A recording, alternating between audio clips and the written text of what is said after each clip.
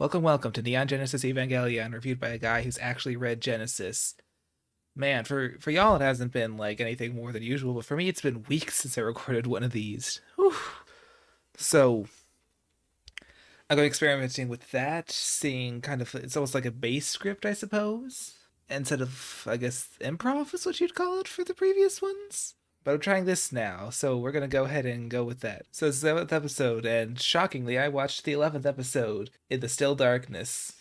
And it was definitely an interesting one. I feel we were establishing. I keep saying this, but I think this is gonna be the last episode before this. This is gonna be like the last episode that I'll say this for a while at least. So this episode kind of helps set up what I think we're going to be able to see as kind of the norm for the rest of this series, or at least hints towards what's going to be what we can expect for the rest of this. Of course, to get into that, I'm gonna go ahead and kind of get into the recap and theorizing, huh? Oh, and I will say, I'm not going to talk, even though I have some fairly detailed notes, I'm not going to talk about every single thing that happens in the episode, because to be honest, not all of it really matters for this. Some of it's stuff that, while yes, setting other things up isn't really, it just doesn't seem to have much to talk about there. So this is not going to be the flawless recap, scene by scene, play by play, okay? So we learned some interesting stuff about, like, uh, Tokyo 3, because we start out and it's like, okay, it's a normal day for everyone involved. They're all just kind of like, we're seeing the nerve employees all just headed towards where the headquarters. They're just picking up their laundry from the laundromat, that type of stuff. Nothing crazy. Well, I'm sorry, picking up their laundry for the cleaners. And the discussion between some of them and their lieutenant commander reveals that Tokyo 3, which is where most of the series has been taking place, obviously enough, is ruled by three computers. And I find these supercomputers fascinating because they're like this work of science and of man, and this thing that is kind of separating mankind from God. It's like instead of being ruled by man, which in a way is something from God, as supposedly mankind comes from God, instead it's a creation of man that rules man. Just another little interesting thing I'm looking forward to them expanding upon. We just kind of see stuff that we fairly expect. We're seeing more experiments with Unit 00. It proves troublesome for the lady doctor, which, by the way, it's been long enough that I don't remember her name anymore, and now I refuse to learn. I will call her Lady Doctor until the day I die. You cannot tell me her name. I will do everything in my power to forget it. Like I said, we're seeing stuff that we come to expect from this series. So we see Shinji on the phone with his dad, Commander Akari, and he tries to talk to him about this parent event or some sort of conversation he has to have with his dad from school. And Akari just refused. And Akari, I'm going to call Commander Akari his father, just Akari probably for most of this. So Akari just utterly shuts down his son and is like, "No, what are you talking about? Look, I thought that friggin' Misato was handling this," and then suddenly the phone gets cut off. It's because it turns out power is down not only at Nerve headquarters, where his father is currently, but it's also down citywide due to reasons equal parts malicious and mysterious. So Shinji, Rei, and Asuka, who I'm gonna call the pilots for simplicity's sake, because that's what they are, decide to make their way over to headquarters like they normally do. But when they get to the train station that's supposed to take them there, they realize their ID cards don't work. They then got back to Nerve headquarters, and the deputy commander's like, "Hey, yeah, we're out of power, and man, would that be a problem if like the angels, if like an angel attacked right now?" And guess what's happening? Guess what's happening? Oh, and communication is completely down, so they have absolutely no idea that an angel is on the way. And we got back to the pilots. They're trying a bunch of the stuff around the station. None of it's working, so they decide to they'll just make their way to Nerve HQ as best they can through a bunch of the, you know, I guess maintenance tunnels. I'm not entirely clear on what specific route they're taking, but I think it's the emergency route. Pretty sure. But of course, before they can even go, Asuka, being her domineering self, decides that she's going to be the leader of the group. And while Shinji and Rei, they don't really care enough to interject. And they start their journey down together. And I'm beginning to wonder if this episode was perhaps their interpretation of Lot's experience in Sodom and Gomorrah. Since there is that kind of theme of unification despite intense differences, it could be a twist on Abraham and Lot, with the two working together there instead of separating like they did in the light novel, and instead of escaping from Sodom, they're going into this seemingly doomed city. A bit more on this later. And then we see this dude, Makato, who he was getting Masato's laundry, and he's kind of the only member of Nerve's staff not at HQ at the moment. I mean, the pilots aren't, but they're like in the tunnels now. So he's the only one still like out in the city. So he's the one who hears the warning from the JSDF that, hey, yeah, Angel's coming. Probably deal with that, please, please, please, please, please, please, please. Yes, good. That would be awesome. They cut to the lead doctor who, after she was able to get out of the testing chamber for Unit 00, she's kind of in, I guess, their main area. I don't know what specifically the part of the HQ is called that they're in, but while she and one of her coworkers or friends, I don't know, I think they're friends. They're struggling with the heat that's come from the lack of ventilation, but they both notice that Akari and the lieutenant commander are pretty unfazed by the heat. And then we cut to the. It turns out they had their feed and water to cool themselves down. And this is an interesting moment because, other than saving Ray, this is the first time we've shown Akari as anything other than a scheming man. I mean, yes, this is only for self gain, but using him for comedy's sake, just a nice little humanization for this distant character, who, like I said, I think is supposed to represent a sort of Paradise Lost fanfic style god. And anyway, we're back to the surface now with Mikado, who's actually hit a bit of a lucky break. He's noticed a campaign vehicle for the pretty much powerless city council, and he has them get him over to Nerve HQ so he can warn them, hey, angel attack, we don't want to die, please.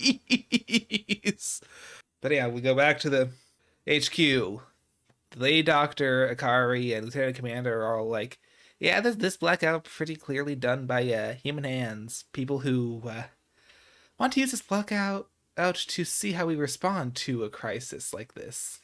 They want to study us. So it looks like we have some outside human threats, which is interesting, seeing as they've sabotaged others before, so now they're getting sabotaged. Bit of karma there. The pilots continue to make their journey into Nerve HQ, and they hear Mikado using the campaign's car to warn everyone of the incoming angel. And Ray's like, you know what? Let's take a shortcut. I think that's good. I know a way. Let's do that. Let's do that instead. Yeah. We need to get there fast, please. We don't want people to die. That's not good. And while they're continuing their journey down, Shinji's like asks the other two, like, what they really think the angels are, and why such horrible monsters bear such a holy name? Why are they fighting with supposedly divine beings? And Asuka's like, shut up, Shinji.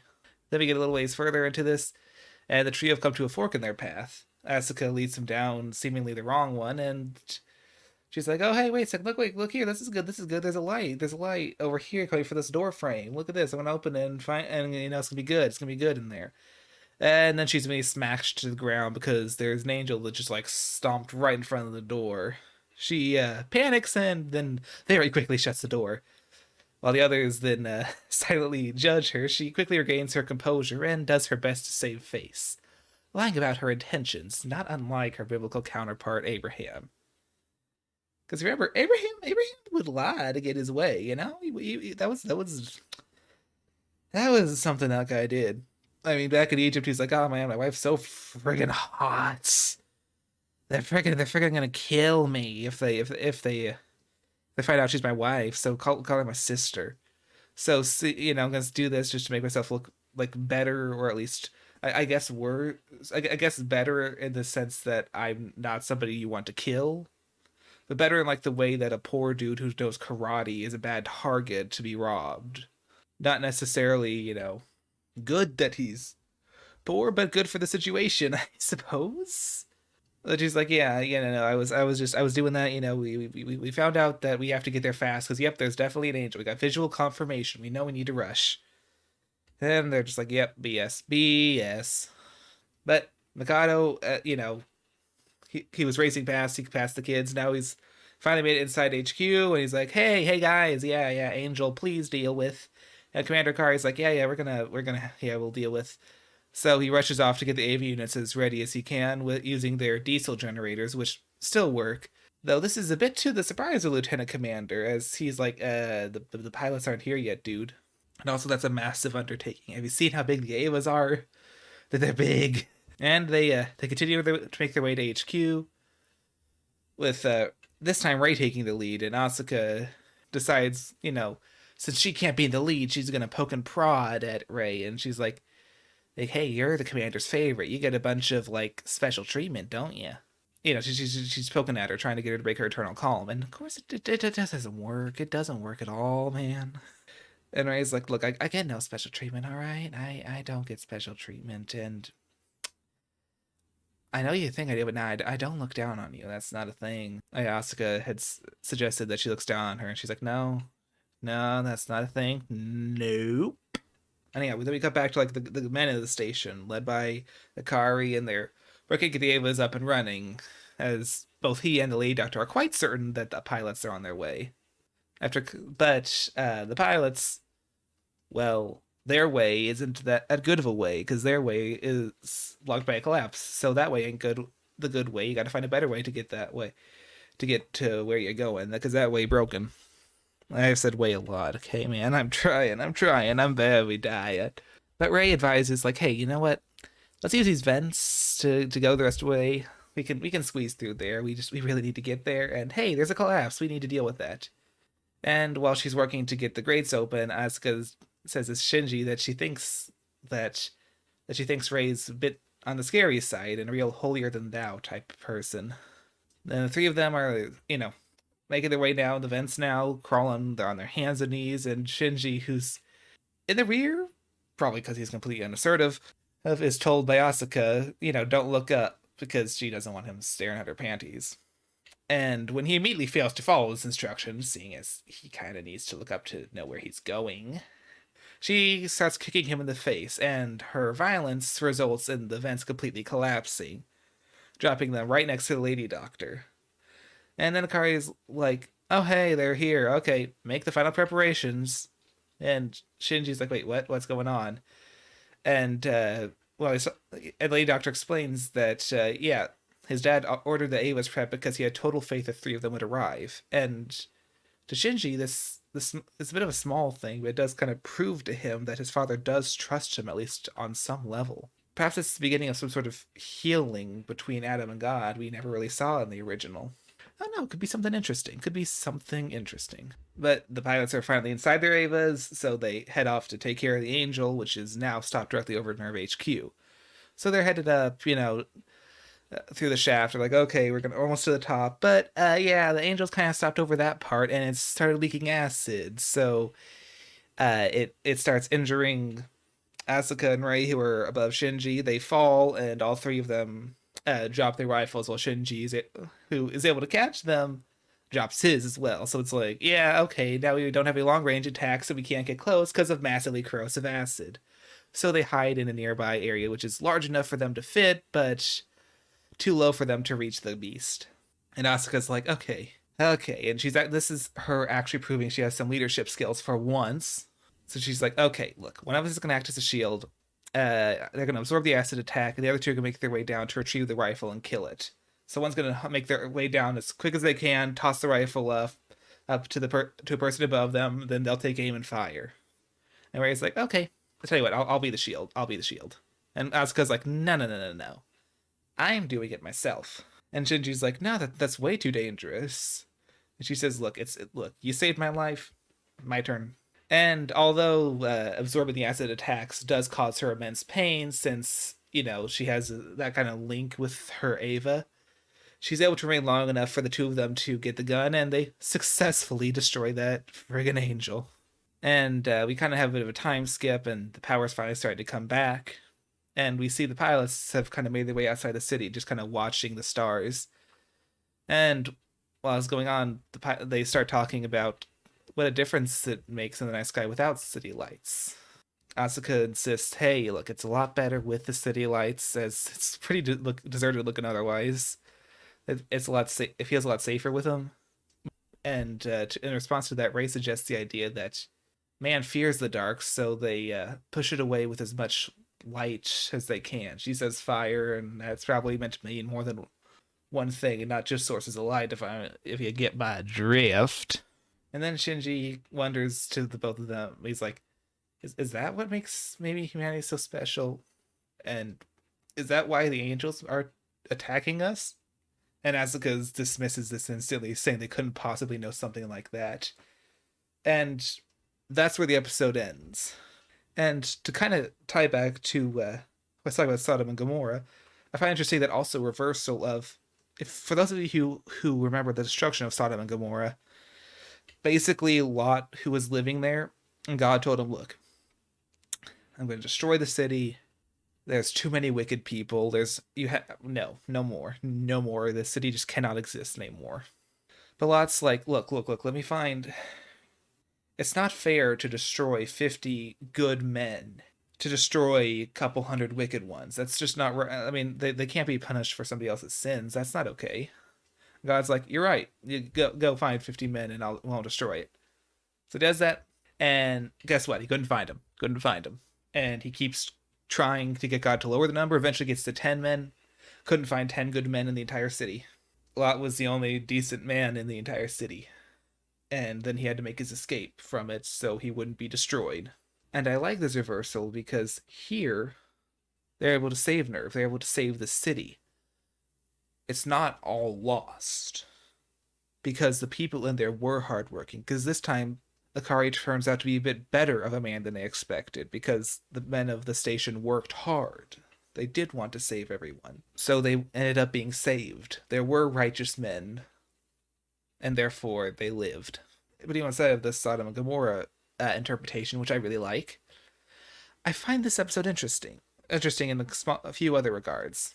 It's the first time you're actually seeing the three pilots teaming up to work as a unit. We've only seen them like two of them at a time for thus far. And Shinji's kind of starting to ask about what's really going on with the angels. We're finally kind of delving into that because I know there's like this darker side to the series we're going to get into. And we've gotten tastes of that before, but now Shinji's kind of, it's not quite the drive there, but the gears are turning in his head, and they only turn one way, and they ain't gonna stop turning. And like I was saying about the kind of men at Nerve, of course, woman 2 was mostly men doing the heavy lifting, but women worked obviously in other capacities to help. They're returning to that a theme of unification, with Akari finally showing some faith in his son. The pilots working together as a team well, and all of Nerve coming together in a way they never have had to before to stop that angel. So again, unification, like I was saying from the very beginning, this defiance of supposedly God's will. Maybe it wasn't so righteous a will. Maybe it was a darker thing. It was a wrong thing. And I find it interesting that they're finally addressing the angels as angels. Like I was alluding to before, much earlier on in this podcast. Well, not this episode, but in this the podcast series, that the angels might be monsters in Adam's eyes. So they have like these horrific forms in the show, kind of like how he saw them, or those memes of biblically accurate angels. But it's like how but outside of like just that those jokes there of how he saw them as the ones who would refuse to let him go back home. Whereas in this, which again, now there's this reversal of they're destroying his home here.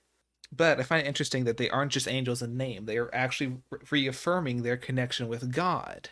There's nothing more they're going to do with that, but, this episode only has so long before it's got to end.